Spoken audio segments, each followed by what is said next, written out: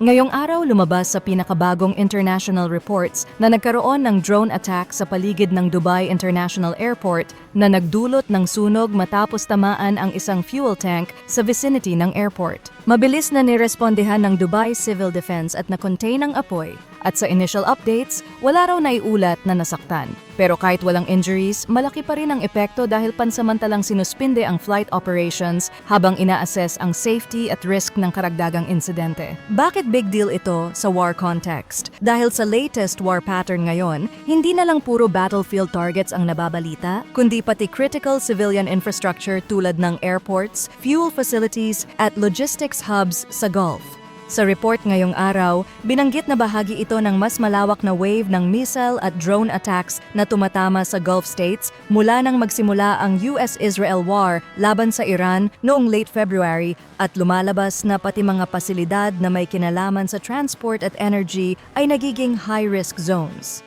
Sa ibang updates ngayong araw din, may reports na may mga bagong incidents sa iba't ibang Gulf countries, kabilang ang claims ng pagtama sa airport-related system sa Kuwait, na nagpapakita na lumalawak ang mapa ng panganib sa rehiyon.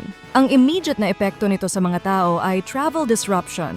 Kapag ang isang major hub tulad ng Dubai ay nagsuspend kahit panandalian lang, domino effect yan sa connecting flights, cargo schedules, at stranded passengers. May mga airlines na nag-a-adjust ng operations at may mga advisories na kailangan bantayan ng mga biyahero dahil mabilis magbago ang sitwasyon depende sa airspace restrictions at threat level.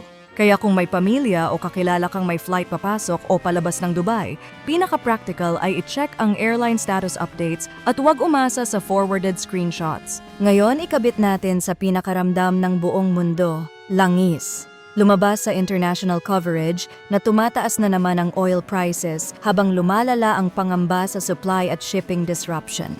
Binabanggit sa reports na may mga bagong strike developments na nagdadagdag ng takot sa market, kasama ang usapin ng Strait of Hormuz na nananatiling high risk at may mga panawagan pa para sa mas malawak na aksyon para masecure ang ruta.